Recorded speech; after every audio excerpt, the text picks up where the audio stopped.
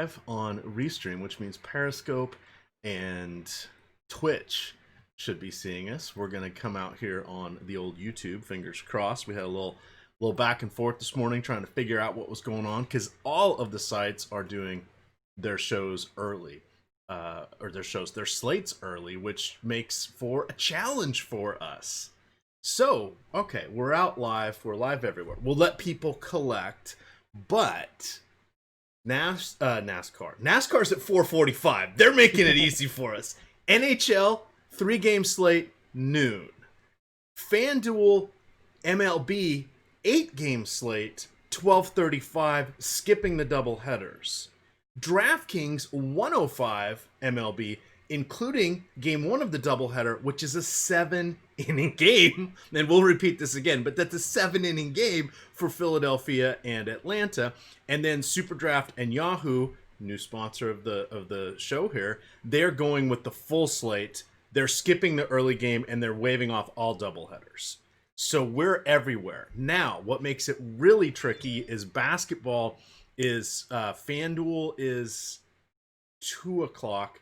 DraftKings is 2 o'clock for FanDuel, 12:30 for DraftKings. So it's like, oh no, how are we going to do all of this at once? Because I've registered for lots of sports and lots of sites, and they said, "Hey guys, can you go a little early today?" I said, "Heck yeah, let's see what happens." Because I'm now flying into the fun here with everybody. So here we are. We're gonna just take a moment now. We're gonna treat this as the DFS strategy show. So we have 1 hour.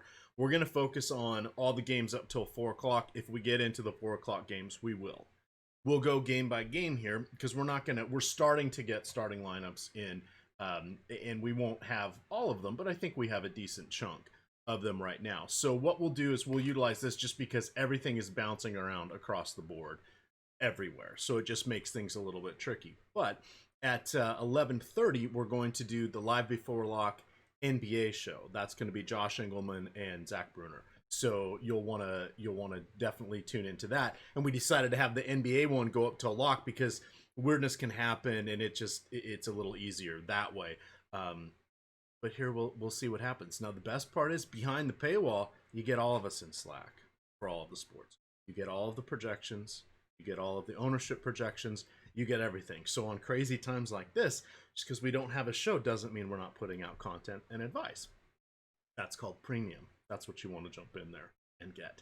So we're off and running here. Let's dive into this one right now.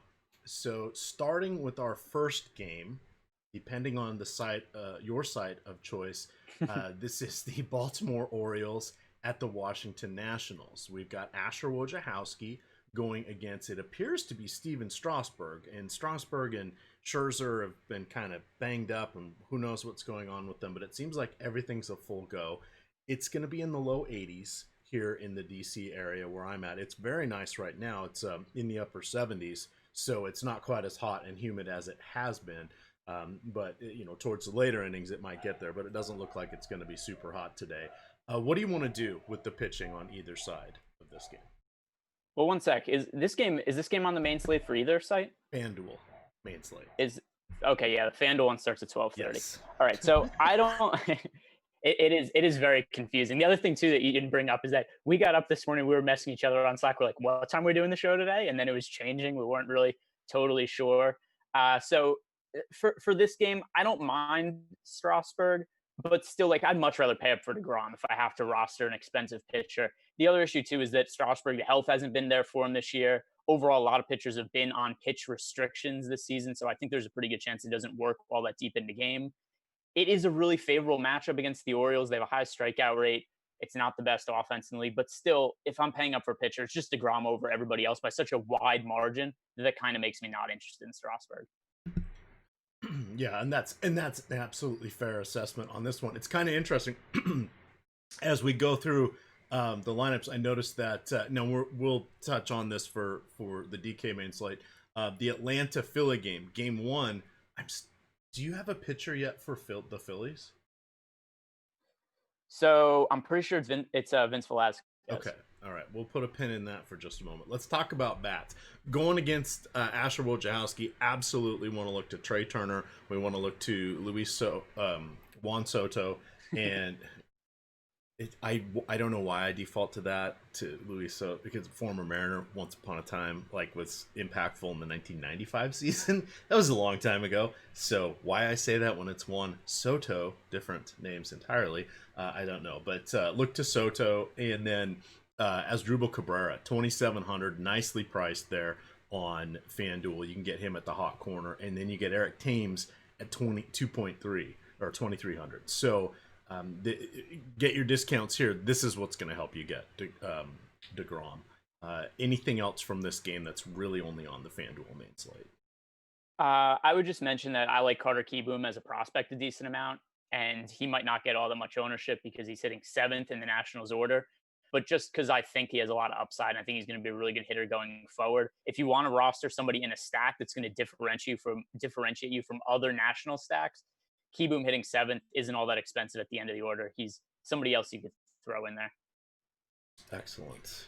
All right, let's move on here to our next one, and I'm going to kick off some tweets here because I think the social media team, vast team that it is here behind the scenes, does not realize we've gone early. So our next game here, this is only on DraftKings.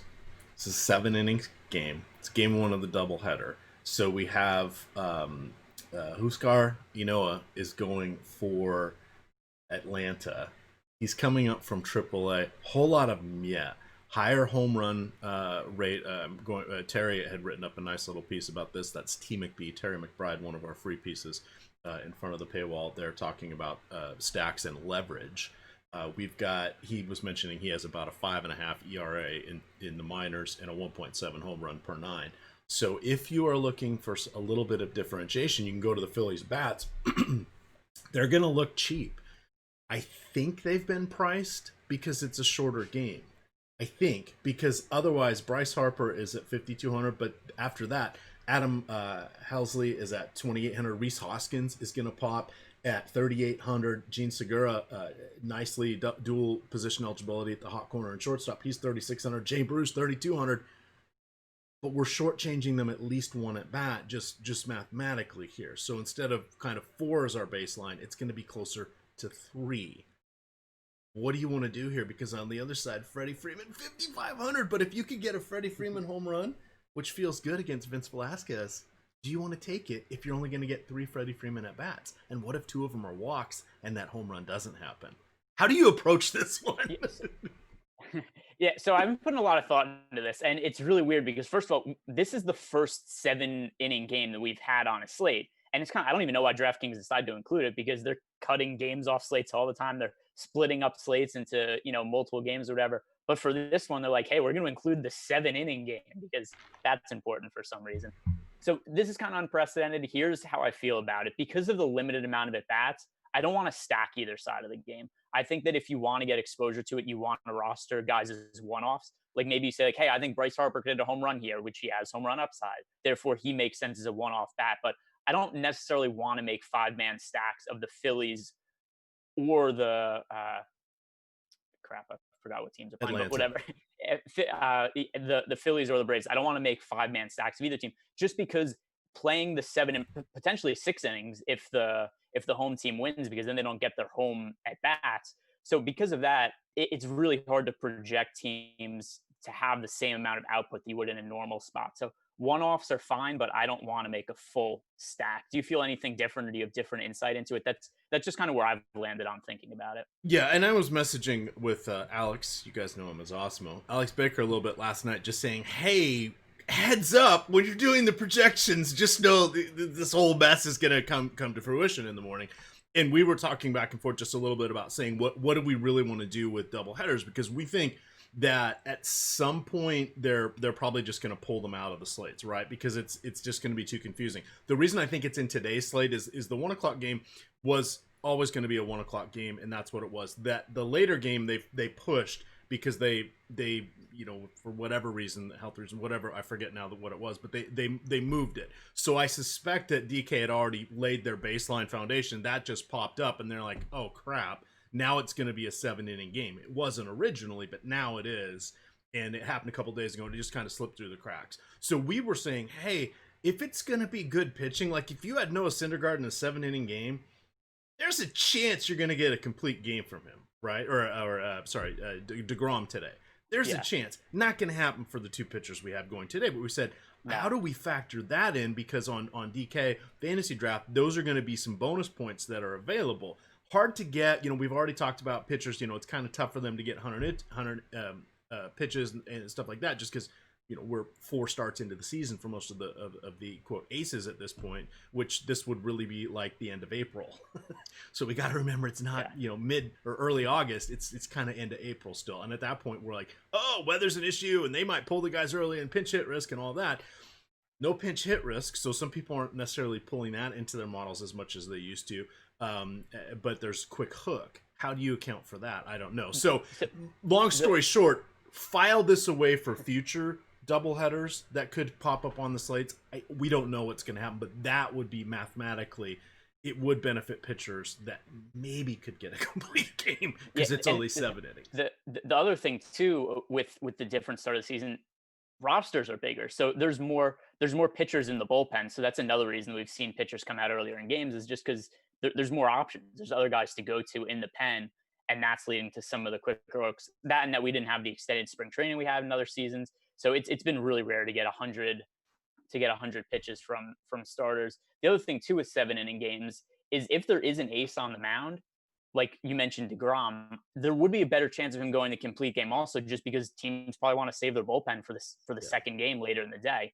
But for this game, we have Vince Velasquez against Ynoa, and that's probably not going to be something that happens. In terms of pricing here, we have Hazley's leading off for the Phillies at 2,700. That's a really favorable price tag.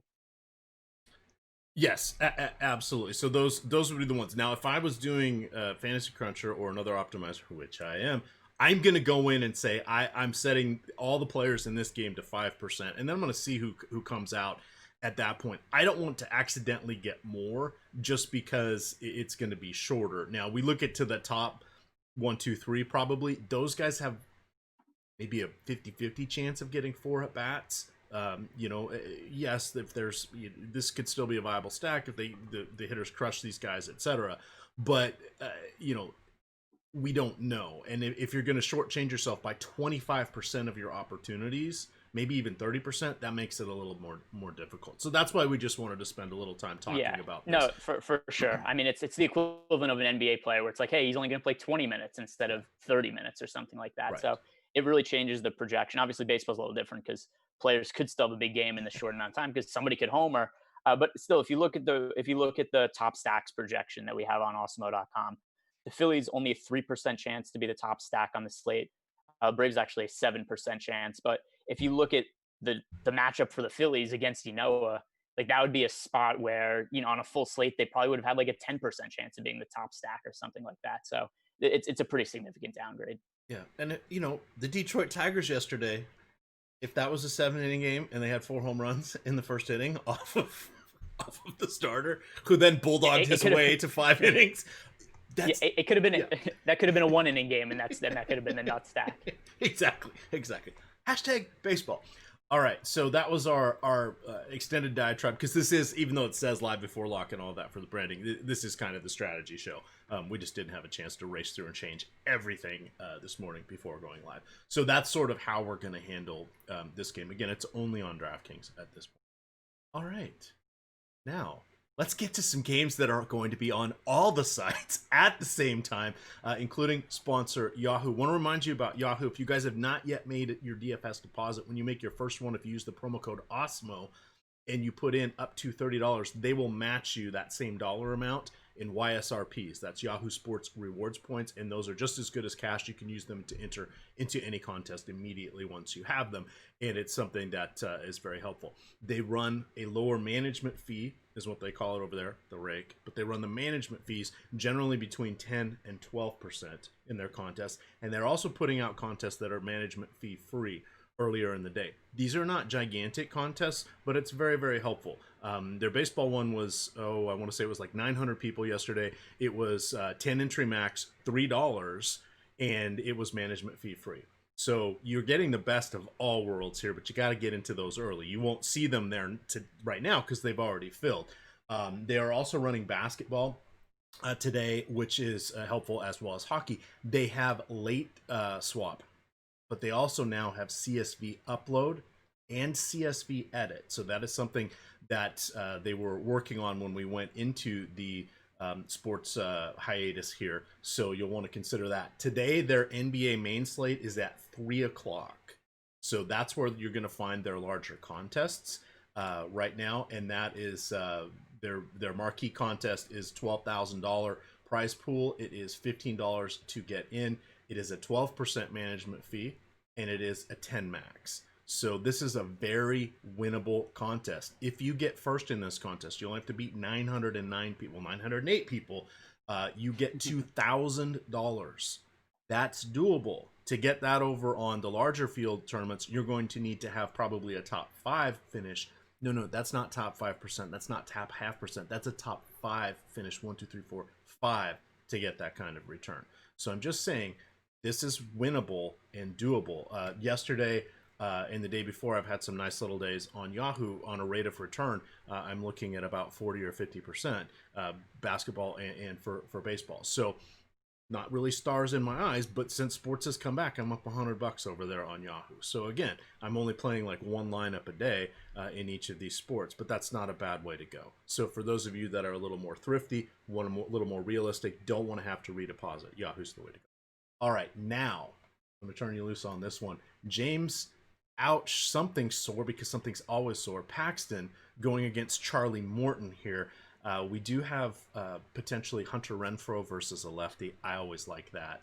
What do you want to do? I knew you were going to bring him up. I knew you were going to bring him up. I have to. What do you want to do with these pitchers? Because pitching is expensive today. There's no real good cheap ones, but even the expensive ones, and most sites have priced everybody up. We don't know how long they're going to go outside of DeGrom. So what? We got to get an SP2 on a lot of these sites. What do we want to do with this game? Yeah, well, the other thing we have to consider too is that Paxton has been absolute dog shit so far this year, like alarmingly bad. His velocity has fallen completely off a cliff. I don't understand the line for this game because I think that the books are really slow to update for how bad Paxton has been so far this year. And I don't know if this is related to his back injury last year. I don't know if there's something else bothering him. Like you said, he's always injured. So it could be something else. His elbow could be hurting him. His shoulder could be hurting him. He had an average fastball velocity of over 95 last year. He's struggling to hit 90 so far this year. So we look at how hard he's getting hit so far this season. I don't think it's some kind of coincidence. It's related to velocity. Maybe there's an underlying injury. Maybe he's just been hurt so much that his arm is falling apart and he doesn't have that same kind of arm talent that he had anymore. But I don't understand why this is nearly a pick'em line. I think the Rays should be projected to score way more runs. The Rays righties in particular, you mentioned Hunter Renfroe. I think he's a really strong one-off. Overall, the Rays for a team that's low ownership, this is my favorite contrarian stack of the day, just because I think there's a non-zero chance that Paxton's just totally finished as a high-end starting pitcher in baseball. Yeah, I saw some sort of quote or brief little article that basically said he's concerned about his velocity. When you ever hear a pitcher say something that blatant, you know something bad. Because you just say, oh, it's not quite work. Oh, we spotted something in the mechanics. Oh, we were watching tape and now we're going to do this. Oh, there's always some sort of excuse, baseball speak. He was flat out like, yeah, I'm a little concerned here. Yikes.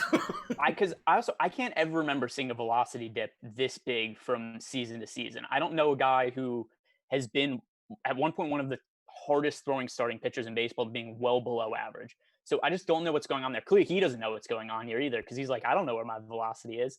And there's a number of reasons that it could be an issue, but until it comes back, he's going to be a guy who I'm going to bet against on sportsbooks. He's going to be a guy who I'm going to stack against in DFS just because it's something that the industry hasn't adjusted for yet. Absolutely. On the other side, Charlie Morton, not the best matchup, but hey, Giancarlo Stanton. Oh, my hamstring. That didn't take long. But no. He's probably done for the remainder of our abbreviated season. From what it sounds like, who knows where the Yankees are toward, in 6 to 8 weeks, which is about when he's going to be ready to come back. But hey, no worries there. Charlie Morton, good pitcher, makes things a little tough on the opponents. A lot of ground ball tendencies here. Definitely a pitcher's ballpark. A lot of strikeouts here. I still don't feel great about going to Morton, but he will be in my mix on the two pitcher sides. Yeah, I think that Morton is okay. He's actually, at least according to the projected ownership, he's going to be a little bit chalky today. He's projected for 30% ownership, which is a little bit concerning. I definitely wouldn't want to have him 30%. I agree with you because of the strikeout upside, he's going to be in my player pool. But just because I'm so interested in Jacob DeGrom and he's going to be my highest owned pitcher by such a wide margin, that kind of limits the amount of other relatively expensive pitchers that I'm going to have exposure to. So Charlie Morton at 9,100 at 30% ownership. All things considered, within the outlook of this slate, I don't think he's a very strong play, especially because of the tough matchup against the Yankees. Something else to consider about Giancarlo Stanton that I think about a little bit when he's out for the Yankees. As good as he is as a hitter, he strikes out a ton when he isn't hitting home runs. So I think that him being out of the lineup in a weird way almost lowers the upside of opposing pitchers, just because a lot of times he has games where he goes 0 for 4 with 3 strikeouts. So for Morton, obviously there's a way you just look at just go, hey, the Yankees lineup is weaker without Stan, but I also think it lowers his strikeout upside by a little bit. And then, like I said before, just because DeGrom's on the slate, it's hard for me to justify much exposure to any other expensive starting pitcher. All right, then let's get over to Jake DeGrom here. 11,600 on DK. He is going against the Marlins. This is the Marlins quad A team, but it's really not. It's not. Yeah, it's horrible. They have a 7-2 though. Yeah, 2.8 implied run total. You've got Jonathan VR, solid. John Bertie, solid. Corey Dickerson, solid. Jesus Aguilar, a little bit of reverse splits, but he's batting cleanup. Brian Anderson, yeah, he'd make most lineups, but really batting fifth. And now we've got Matt Joyce. Wait, he's still in the league? Ryan Lavarnway, Eddie Alvarez, and Monty Harrison. Oh boy, how much DeGrom is too much DeGrom? 110% because it's not possible. Like that's a number. Like there's very rare where I'd call a pitcher like an all in, and I'm not sure if he's going to be in 100% of my lineups, but at the very least, I'm going to have DeGrom like 85 to 90%. I know he's going to be chalky, probably 50 to 60% owned, but I'm going to be well over that number. It's just he's so safe. There's so much upside. And then if we look at DeGrom, also like last game he pitched in Atlanta, scores 30 DK points. And the other thing that's really encouraging too is we talked about how hard it is to get extended pitches out of pitchers. And DeGrom started the season on a pitch restriction. But if we look at how he's ramped up, first start 72 pitches, second 88 pitches, and last start 104 pitches, had 10 strikeouts. So he's full go now. He threw over 100 pitches. There's no reason to think he's going to step backwards. Now he's facing a Marlins lineup, which even if it's better than maybe expected coming into the season, it's still one of the worst lineups in baseball. DeGrom is arguably the best pitcher in baseball. The 11,600 price tag on DraftKings isn't nearly enough. This is a guy who should be, like 13,000 or more expensive in a matchup against the Marlins every single time. So I love DeGrom today. I'll eat the chalk, and for cash games, absolutely have to play him. Yeah, and I mean you've hit all of the key points there, and just the win equity, which is tough to come by this year. We can kind of think he's going to have a good chance to at least qualify for it, which is half the battle with pitching this season. In his other starts, he's gone 104, 88, and 72. So as you mentioned, ramping up nicely. And the strikeouts have actually been there, 22 through his 17 innings. So all signs point to this being a worthwhile play. If you were going to target against him with anyone, maybe for a little bit of leverage here, would it probably be Dickerson? Maybe VR, just for the systematic stolen base catastrophe that is the Metropolitans? Yeah, it would be VR if I had to roster one. I don't even know if he's going to end up in my player pool. But yeah, just because he's somebody who he gets on base once, and then it could be a stolen base or two end a run. Like I had some really strong Royal stacks yesterday, and what kind of made them be high-end lineups at the end of the slate was that Adalberto Mondesi got a single and then stole 2 bases and scored a run. It was like, all right, well, he sucked all day, but now all of a sudden he has a bunch of fantasy points. And VR is that same kind of upside. Yeah. And just for eye-popping numbers, over his last 770 righty-lefty matchups, DeGrom is striking out almost 30% of hitters against righties in that same time frame since the beginning of last year. It's almost 35%. So this is like, you're right, Scherzer-esque. He could arguably, at today, with the health of all the different people, remember Verlander's out, Scherzer's got a bulky back, all that stuff. This will be Strasburg's first start. He probably is right now the best pitcher. That's a mantle that changes hands often, right? It seems to be this season, but he's kind of there. And his stuff looked ridiculous last game too. He was throwing 100 miles per hour with a wipeout slider, throwing like a 91 mile per hour changeup. So he was ridiculous last start, and I agree with you. I think as of now, he's the best pitcher in baseball. All right. Next game. Hey, a lot of runs we've seen in this series. We've got the Detroit Tigers in Pittsburgh. We have Spencer Turnbull taking the mound here for the Tigers. Now we got to call him out because in each of his first 2 starts, he's gone 87 pitches. Okay, he's kind of in the player pool because a lot of these sets we got to play 2 pitchers. On the other side, we have Steven Brault. Brault has kind of been a pseudo opener. He has gone 32, 35, and 37 pitches. His last outing did not record an out. Yikes! Went 32 pitches, 4 earned runs, 3 walks. That is a mess. So I really don't want Brault. I talk a lot about, hey, I kind of play 5% of everybody. He could be the rare guy that I take out of my lineup just because 33 pitches or 35 pitches is not that great. And where's the strikeout upside? None in his last outing. 4 in the one before that. Okay, that wasn't a bad one. I mean, just to show the potential upside, 3 innings, 4 strikeouts, no runs allowed, 35 pitches, but he got 14.8 DK points. We've seen enough people go negative. We've seen that kind of totals coming from our premium guys. That's why I hate zeroing out people. He may be a 3%er, meaning if he ends up in a couple, I'm going to hope it's my otherwise perfect lineup, but it's tough to see a lot of upside from him. Turnbull, on the other side, that 87 pitches per game, he's 8,000 even. Would not consider him on FanDuel myself, but DraftKings, he's going to have to be in the mix there for me. 14 strikeouts through 11 innings thus far this season. Just 6 hits allowed, 5 walks. Tiny bit concerning on the walks. Is he putting something together, or are we just seeing a couple good lucky starts? Yeah, he did this for a stretch last year also, where he looked decent, and then all of a sudden it was like, oh no, he's still Spencer Turnbull, and he isn't decent. So he's done it before. He's gone on runs. Like you said, the walks are concerning, especially because, so all right, the 87 pitches isn't bad, but when you consider the amount of walks that he's issuing, 87 pitches get used up pretty quickly over the course of 3 or 4 innings when you're walking, a guy every other inning. So the 87 pitches combined with the walk total, that is concerning with his ability to work deep into a game. The other thing with the 8,000 price tag, the matchup against the Pirates isn't a bad one, but there are players in this price range who we're going to talk about. Also, Andrew Heaney, Brandon Woodruff, who I just think are much better pitchers with more strikeout upside and more of a track record, who I'd way prefer to go to those guys over Turnbull. So for that reason, Turnbull kind of becomes a secondary option for me.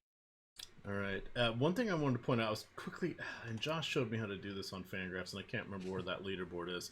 But I want to say I was watching the Mariners game last night, and they were talking, I believe it was bouncing around, but I think it was on the Mariners game.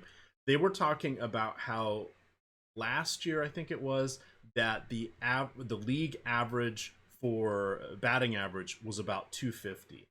So this is down because they were saying, if we've got some of these rookies coming up, because there's a ton of young Mariners hitters, and they're saying if they hit 250, that's not like what 250 was 5 years ago. That's actually a decent one. And what they said, they pulled Friday's numbers, and they said Friday, all the games had a 223 batting average. And they said for the season, they didn't have the numbers up either, but they said it was around 230 for all teams thus far. So we know strikeouts are up. We know 20% is no longer league average. It's closer to 22 because you get so many relievers and all of that. So now it's not comparing starters to that becomes a mess. Yada yada yada. But wow, we kind of got to recalibrate things a little bit. So I will say this: the Rockies are at 268, White Sox 266, Royals 257, Yankees 255, Giants 255. And then everybody else is below 250. So I'm thinking it's about a 230 average this year for the season. One, what do we do with that information? How do we look at things a little bit differently? And two, here comes guys like Spencer Turnbull back into the conversation, because this is just an aberration of a season on top of what's already an ever-shifting baseball landscape with strategy, style, and home run or bust. Yeah, so one thing I'll say about that is it's still a really small sample size. He's made 2 starts. So I don't read too much into it. The one thing I look to, and I'll bring up Spencer Turnbull's numbers right now, is has there been a material change in his pitching profile that would make me think that he should be better going forward? So meaning, like when I talked about Paxton before, he's throwing 5 to 6 miles per hour less on his average fastball velocity. There's a material change there that makes me think that, hey, the way that he started this season is way different than it is in the past, and there's reason to think why. So then I have to look at Spencer Turnbull's numbers and I say, all right, is there a reason to think that he should be different going forward? Meaning, is he throwing harder? Is he throwing different pitches? Is his pitch mix differently? Is his pitch mix different than it's been in the past? Because then that would be something I could point to and say, hey, he's doing something different, therefore he's a different pitcher. But I look at Spencer Turnbull and his velocity, 93.96 last year, 93.93 this year. So that's pretty similar. And then the other thing also is the pitch mix is about the same. So he's made 2 starts that have been okay from a fantasy perspective. It seems like there's maybe been a little bit of luck involved. What are the matchups also? Well, against Cincinnati twice, so it's a pretty decent offense. But I still long-term, like, I don't think Turnbull is going to be good going forward. That's the mindset I take with this is there reason to think the pitchers have changed across, whatever, only the 2 or 3 starts we've seen so far. All right. Anything else you want to touch on from this game? Do we know do we know who the probable long reliever might be?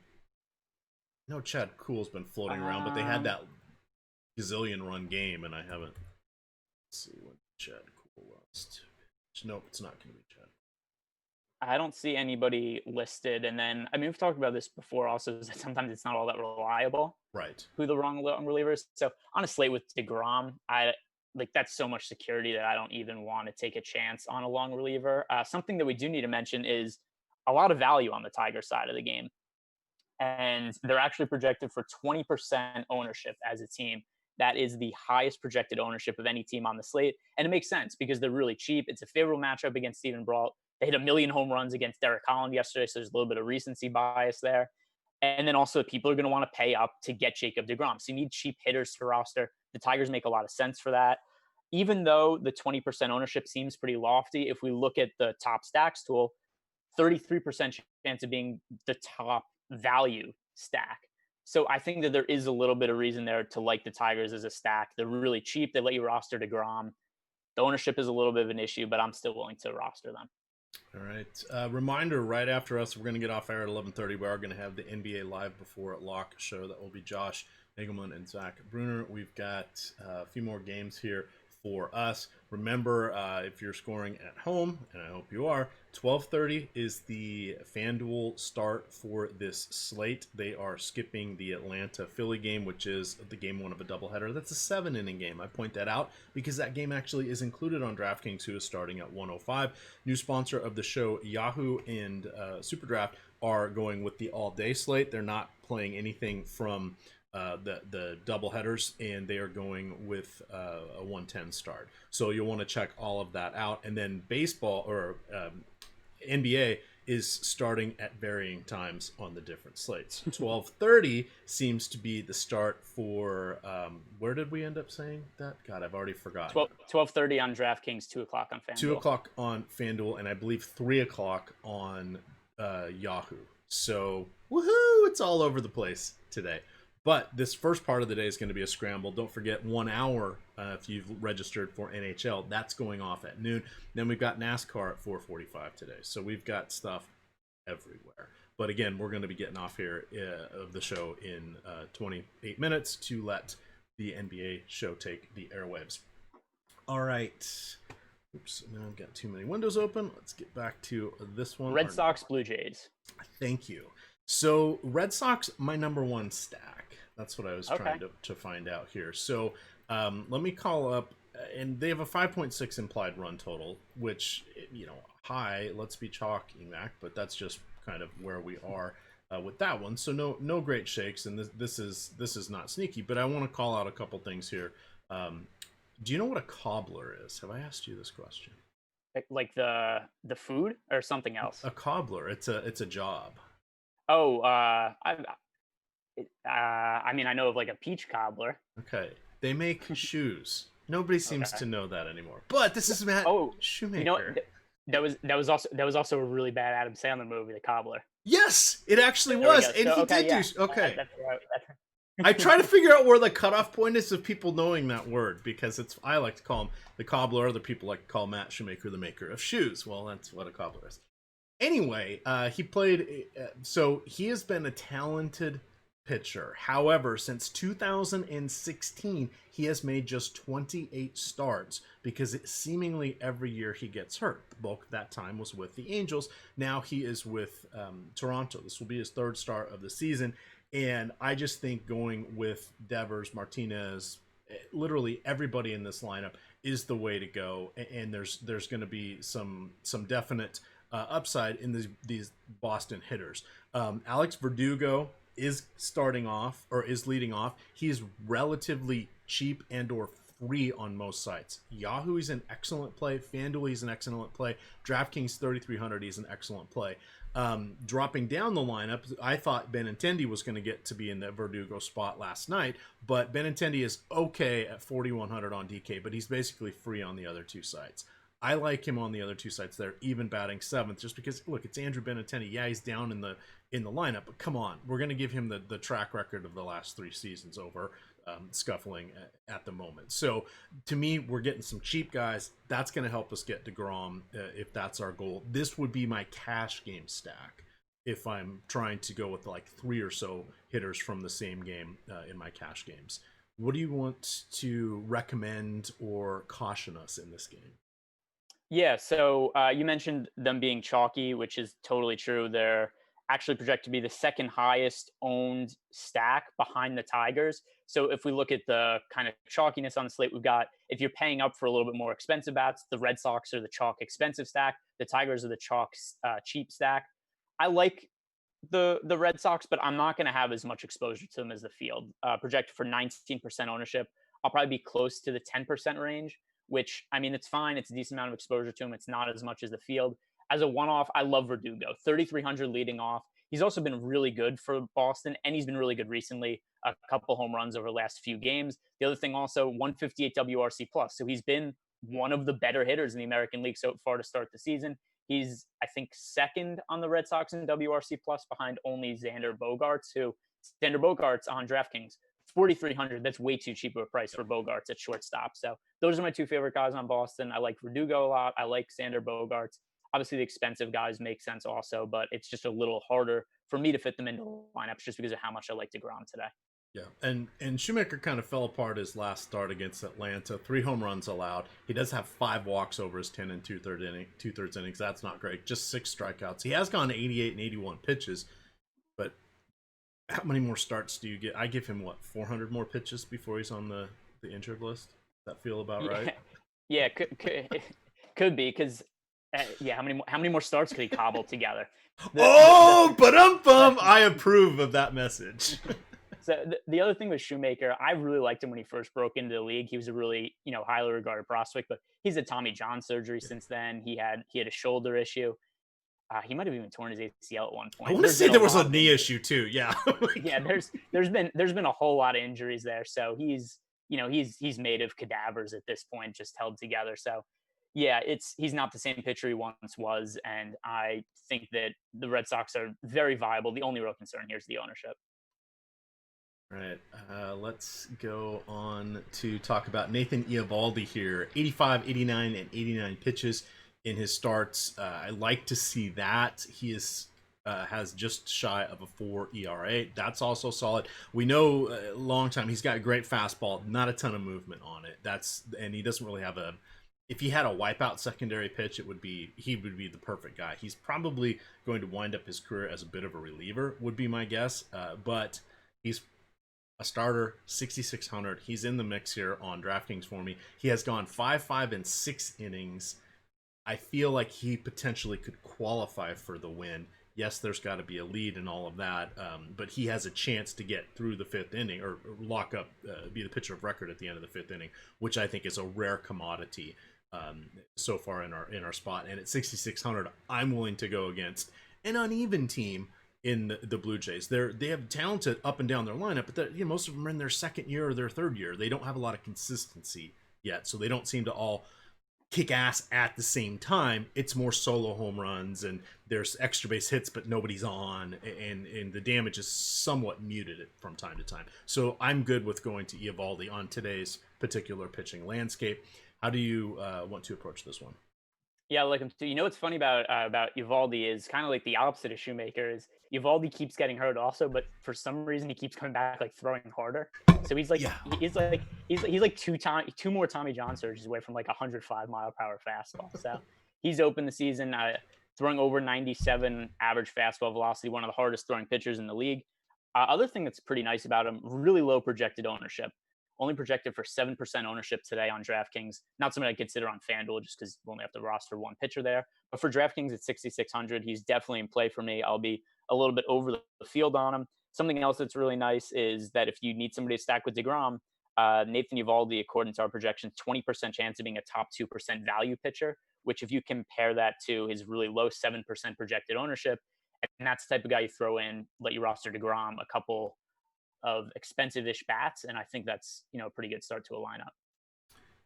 Let's continue on here, and maybe we will even have time to hit some of these afternoon games. Reminder: we're going to get off the air at 11:30 because we've got the NBA Live Before Lock show taking you up to the 12:30 lock for DraftKings main slate here. Scroll down.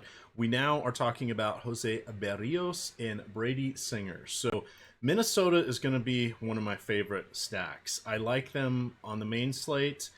I have sort of come off my stance of saying Brady Singer is someone we're going to play in that mid-afternoon slate. That it's a 3 or a 4 gamer with the 2 o'clock games.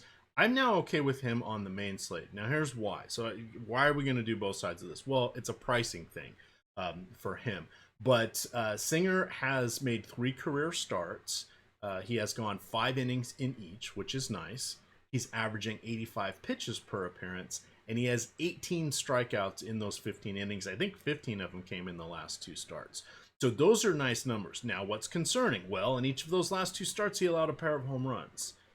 Who's he playing? Oh, the team that set the Major League record last year for home runs. That's a tough matchup, but we've seen teams go cold, teams get shut down. Maybe they do the damage against the bullpen. Maybe he gets us, the 5 innings. Probably not going to qualify for the win, or he qualified for the win. I don't think it's going to happen. But maybe he gets through 5 innings, gets us 5 or 6 strikeouts, allows 3 runs. I'm good with that. And then the bullpen can melt down and do whatever, and you're still going to have nice outings from your Minnesota stacks. But that's something I'm definitely looking at. I have now upped him to 20% on DK, where I'm going to go with him. I could see myself going a little bit higher. I will have at least 10% 4-man Minnesota stacks, just to kind of give the dichotomy there. Baseball, it's all about finding the right combination that breaks free from the pack. And you're going to hear us saying conflicting information. It's okay. It's baseball. It's such a limited opportunity sport. It's not like basketball. It's even not like football. But that's kind of where we are there. Brady Singer, do you want to do anything with him today? Well, I'll say I'm certainly not confident enough in him to roster him in over 20% of my lineups. I didn't have him in my player pool before we came on. Maybe I'll throw him in for a small percentage. He's projected for 0.1% ownership. So could he be the Tommy Malone play of the day when you and I are together? So here's the one thing. Emac and I were talking about this earlier today is I didn't really have that much Tommy Malone last week. I had a little bit. And then after we did the show, I upped him. And then I ended up having a bunch of like White Sox, Rocky stacks ended up coming in the top of GPPs that I might not have had those lineups if it wasn't for Emac talking about Tommy Malone so much. So maybe this will also encourage me to go with a little bit of Brady Singer. He is cheap. He's projected for almost no ownership. The Twins are going to be fairly popular today, so there's a decent amount of leverage there. So for that reason, the variance of baseball maybe makes sense from that angle. The other thing, too, is if we look at the Twins, the pricing, they're oddly not expensive at all. Like outside of Nelson Cruz at 5,300, Jorge Polanco's 4,200, Marwin Gonzalez sitting 5th at 3,400. Byron Buxton, who I'll never quit Byron Buxton. I think that he'll be 50 years old and be like, he's going to be the next big thing. But Buxton started the year. He hit a home run the other day. He always has elite speed. He's 3,400. So you can make a fairly cheap twin stack, which I think is also pretty appealing. Yeah, I think you can make a case for Brady Singer. I'm not nearly as willing to invest in him as you are. But I get it, and I do think he makes for good leverage. Right. On the other side, we've got Jose Berrios. We didn't know really what to do with him the last couple years. He seemed to not be that great third time through the order. Was really looking like he might be more of a reliever. Still has excellent fastball stuff. He's 10,000 today, but I do want to point out he has gone 98 and 96 pitches in his last 2 outings. That's pretty solid. 13 strikeouts through 15 innings. Walks, not great, 6 and 15, but acceptable when you look at the fact that when you combine that with his hits, and he's still about a 1.3 batters per inning get on base. So that's all manageable, especially with that strikeout upside. He has allowed 2 home runs so far on the season, did not allow any against Pittsburgh, and 1 in each of his first 2 games. Is he the counter move against Jake DeGrom? For me, he isn't. It's just such an expensive price tag. If I wanted to pivot off of DeGrom with another expensive pitcher, I'd prefer to go to Lance Lynn, just because I think that he's a better pitcher. The issue I have with Barrios is that as great as his stuff is, and as highly regarded as a prospect as he was coming into the league, he just never really put it together. It is a pretty favorable matchup against the Royals, but I don't know. I never end up rostering that much Barrios. Let's see, where is he projected in terms of ownership? He's only projected for 3% ownership, so that is maybe a little bit interesting. I'd prefer to go either Lance Lynn for $300 cheaper, just go up to DeGrom. It's too much for me to pay for Barrios, who is only averaging 11 DK points per start this year. All right. I wanted to circle back. Shane Hall, I think it was somebody had mentioned that they were Shane Hall, the Twins don't strike out as much. Today's projected lineup is 22.3%. You've got Nelson Cruz, and this is over the last 2 seasons. Cruz strikes out 26% of the time. Marwin Gonzalez 23, Miguel Sano 39. That's a big one. Buxton 25, and Alex Avila 35. So there are some key strikeout guys in there. There are also some very low strikeout guys like Arias and some of those others. Lest we forget, he didn't qualify for the batting title last year, but Arias had like a 3.34 average, and he, for his career, gets on base a tick shy of 40% of the time. Don't leave him out of your stacks here. But again, this is one of those kind of playing both sides of the fence here. Depending, we've got about 10 viable pitchers. So for differentiation, pricing purposes, etc., sometimes we have to hold our nose and just hope somebody escapes with the win. Anything else from this game before we hit our other 2 o'clock games? Or is it 2? Let's see. It's just 2 o'clock. We have lineups for both these teams. One thing I'll say is that if you want to make a contrarian Royal stack, I'm on board. They've actually been pretty solid this year for DFS, just because they have some power in the lineup with guys like Maikel Franco, and then with Adalberto Mondesi, who's hitting 5th at 3,600. He's been awful in real life, but he gets on base once, like what happened yesterday, and he steals a base or 2, and all of a sudden, hey, he's a great fantasy game. So Adalberto Mondesi is somebody who never has much ownership just because he was chalky at the beginning of the year. He was a really highly regarded fantasy player. And I think just everybody got burnt by how bad he was at the first few games. Everybody's like, all right, never rostering this guy again. And then, he has so much upside still. So I like Mondesi at 3,600 as a contrarian shortstop play. Hunter Dozier is hitting 4th at 3,100. You can make a really cheap Royal stack. They have a 4.2 in projected run total. So it's not like they're not expected to score at all. Jose Barrios is a pretty high variance pitcher, so he could kind of get lit up against anybody. I think that as a really low own stack, the Royals make sense. Let's see. Yeah, projected for 3% ownership. That's kind of something that has to give. If you look at Barrios projected for 3% ownership, Royal stacks projected for 3% ownership, it stands to reason that one of them is going to be okay. I prefer the Royal side. Here's an interesting game coming up in our next one. We have the Reds at Brewers, 2 decent offenses in a hitter's park. We have the universal DH, and the roof will likely be open today. It's very nice there in Milwaukee, going to be in the mid-80s, low humidity. We have a 3.4 implied run total for the Reds and a 3.6 for the Brewers. You've got Sonny Gray, who is phenomenal. He's 9,400 here on DK. Over his last 800 batters faced, he has a 30% strikeout rate. This current iteration, what's out there for the Brewers, always a dangerous lineup. They do have a lot of power, but they are striking out over the last 2 seasons about 25% with today's lineup. Let's go with Sonny Gray. Is he an antidote or an alternative measure against DeGrom or Berrios? I think he's okay. I like Brandon Woodruff a lot on the other side of the game at 8,200, because that's so much. He has so much strikeout upside. If we look at Woodruff so far, and control hasn't been an issue for him this year. You look at the 3 starts for Woodruff. One walk in each. One walk in each, and then strikeouts 5, 10, and 6 strikeouts. And the pitch count, if it's gone up each game, 85 in his first start, 92 in the next, 95 in his last start. So I think we could expect him to be around 100 pitches.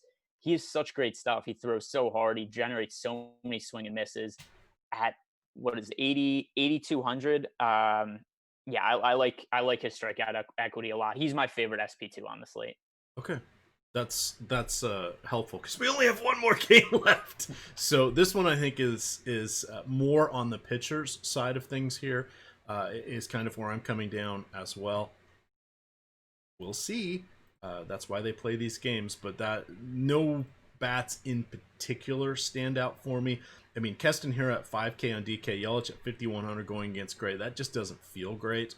On the other side, I really don't want to pay 4,400 for Joey Votto or 4,700 for Nick Castellanos in a difficult matchup as well. So it makes it a little easier for me to go to the pitching on this one. All right, the last 2 o'clock games, so the last game of our main slate, we don't have an Angels lineup yet, but we do have Andrew Heaney going against Lance Lynn. No indication on. I haven't found a good site that tells me about the Texas roof yet. I got a nice one for that's usually consistent for Arizona. I'll have to find one for Texas. I've got one that most of the time is right for Houston, but it looks like the roof is open today in Texas. It's going to be about 95 degrees. Be a little bit of a wind out to right field. We've got, and if it gets too beastly hot or whatever, they'll close the roof. We have seen a couple teams open and close their roofs this year. It's not as much about fan comfort as it is maybe screwing with the other pitcher or high Lance McCullers, or perhaps, hey, COVID, maybe it's better if we have a little bit of natural air circulating through all this stuff. But Lance Lynn, tough pitcher, has some good numbers, is really good against righties. For him, it's all about the pitch mix. But goodness, 9,700. That feels more like a 2 o'clock slate play for me. Andrew Heaney on the other side going to go against, let's see, 1, 2, 3, 4, 5, 6 righties. Who scares us amongst those righties? Well, certainly not Kiner Falefa. Batting second, probably not the ghost of Todd Frazier, and Nick Solak, not really either. Damn it, I can't quit you, Andrew Heaney. I may be coming back, but we've seen Joe Madden with the quick hook. Let's not forget Joe Madden, not in Chicago with the Cubbies anymore. He's in Anaheim with the Angels. Hit us up with our final pair of hurlers. Yeah, so a couple of things here. For one, if we're just comparing pitchers across similar price ranges, we talked about Barrios before. I prefer Lance Lynn to Barrios just because Lance Lynn has been terrific over the last couple of years. The other thing with Rangers starting pitchers, from day one, the Rangers have been like, hey, our starters could throw as many pitches as they want. They were one of the only teams who didn't have the same kind of restrictions as other teams. So if we look at Lance Lynn's pitch counts per game, 108, 102, and 107. So Lance Lynn he's gonna throw until his arm falls off. They're gonna leave him out there. They're gonna let him work through trouble. So for that reason, I prefer him to Barrios. Also, Lance Lynn, 0.49 ERA this year. He's averaging 27 DK points. So if you need to pivot off of DeGrom, or not necessarily need to, but if you want to pivot off of DeGrom, I prefer Lance Lynn to Jose Barrios. And then on the other side, Andrew Heaney. Historically, the Rangers have had a lot of really poor teams against left-handed pitching. I don't think this year's going to be any different. They have 2 of their top bats in Joey Gallo and Rougned Odor, both lefty hitters that don't hit lefties nearly as well as they hit righties. So there's a lot of strikeout equity there for Heaney. I prefer Woodruff in the same price range, but I think Heaney's viable also. Offense in this game, not for me. The issue with the Angels side of the game is not only are they going up against Lance Lynn, they're really expensive. I think they might be the most expensive offense on the slate. So that makes them a pretty easy team for me to stay away from. And then from the Rangers side, I don't really want to roster them against Heaney. My 3 favorite starting pitchers on the slate, DeGrom, Heaney, and Woodruff. All right, let's hit a little bit here on the afternoon slate since they are on the full main slate for new old sponsor, Yahoo. If you guys have not yet signed up over there on Yahoo, use the promo code Awesemo when you make your first deposit. Put in up to $30. They will match you in YSRPs. Those are Yahoo Sports Rewards points, which are their site currency. You can use those to enter into any contest. As Dave Lochran likes to say, Yahoo, where you can become a baller. Now, they don't have a baller tournament up today. I'm sure they will at some point, but they do have management fee free tournaments that are up early in the mornings or the night before. You'll want to jump in those. They have them in the $3 and the 25-cent range. Anything you can get that's a little bit of an edge to help you out is a good one. Their big contests look like they're at the moment 10 entry max. They're kind of getting back to we're not going with the full mass multi-entry here. I'm sure they will be back in full effect for the NFL for that, and we may see that once we get to playoff basketball. But in the meantime, they're just kind of recalibrating and coming on in here. So you're not going to see the giant tournaments, but hey, these are winnable tournaments, and you can still win. 10 entry max on their big NBA tournament today. 909 people in the $3 tournament. You can win a nice little chunk of change. Their NBA is going off at 3 o'clock. Let's look at their other featured contest. Their other one is 10 entry max, 909 people. Again, sensing a theme, I think. It's $12,000 prize pool. That is $2,000 to first, $1,000 to second, $500 to third. These are winnable contests. Jump in. They also have a nice selection of single entry contests where you only have to beat 20 or 30 people, and you can turn your $5 into $50. Again, very winnable contest. They've got late swap, CSV edit now as well if you do want to run a bunch of lineups. So definitely check them out. All right, moving on to our afternoon games here. We have a couple more pitchers that are coming into the mix, which is helpful, especially over there on Yahoo. They are not cheap. When it comes down to the batters, I really like Los Angeles going against Kevin Gausman. No surprise there. 5.5 implied run total. You know the drill. Gausman has actually been a decent pitcher after moving out of the AL East since his trade deadline move to Atlanta in the second half of the 2018 season. He has 44 starts between the Braves, the Reds, and now the Giants. Grain of salt, that was going against pitchers. Obviously now we have the universal designated hitter, but his strikeout rate went from 8.4 to 8.9 per nine, which is solid, and his home run rate dropped by 0.3 per nine innings. So those are pretty decent, but this is the Dodgers here. Dodgers are a phenomenal team. Bellinger, Peterson, Muncy, Turner, Betts, everybody's pretty good in this one. Will Smith, Chris Taylor, AJ Pollock, yeah, it's kind of righty-righties, but guess what?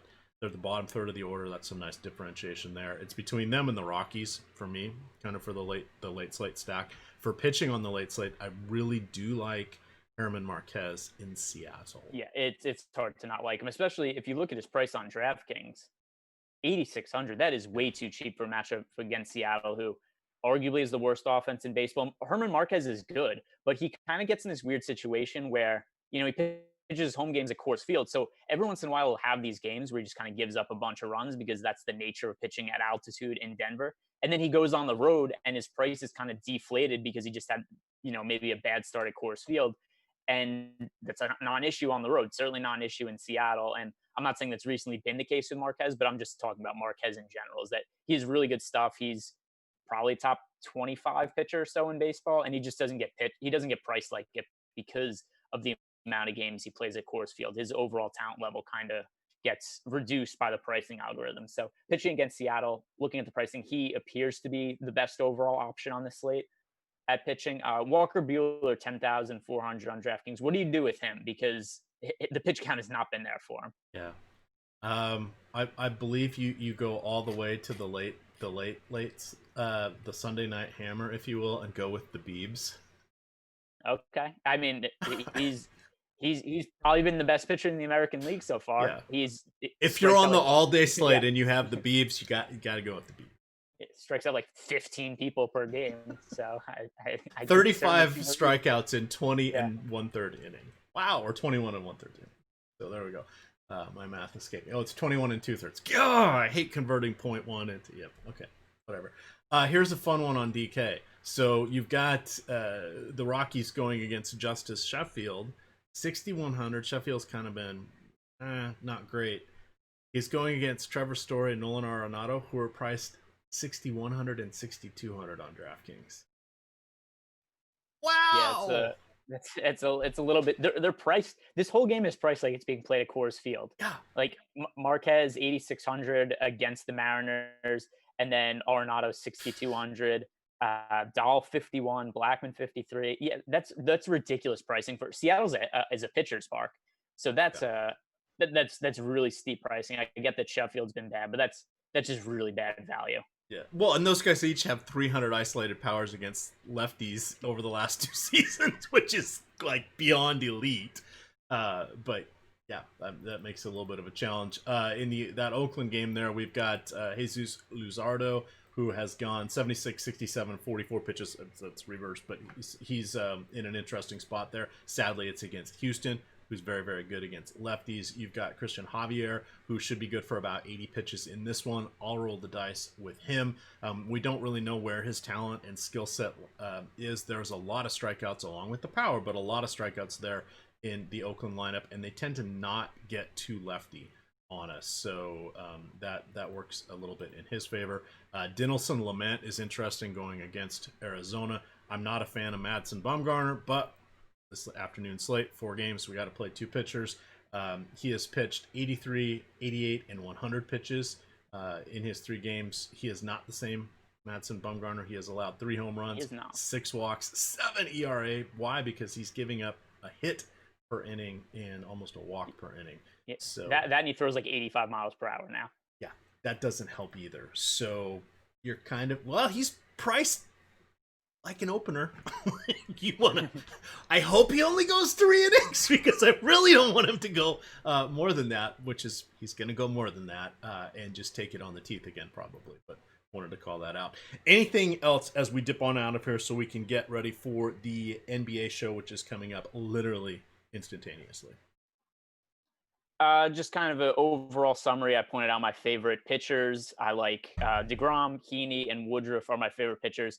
Looking at stacks, you had mentioned the Red Sox. I also think for a high-end stack, that makes sense. They're going to be chalky. The Tigers are my favorite cheap stack. If you need to make a contrarian stack, or you want to make a contrarian stack, as I'm going to be doing a decent amount, I like the Rays a lot, because I think that there's a pretty good chance that James Paxton is washed, and the overall industry, sports books, DK pricing, all of that is not caught up to the new talent level of James Paxton. Excellent. All right. Well, with that, shout out to Yahoo for sponsoring our baseball content now. Thank you to Greg, and thank you to Awesemo, of course. Jump on into that NBA Live Before Lock show. Don't forget, NHL locks in 30 minutes. Get ready for the fun, gamers. With that,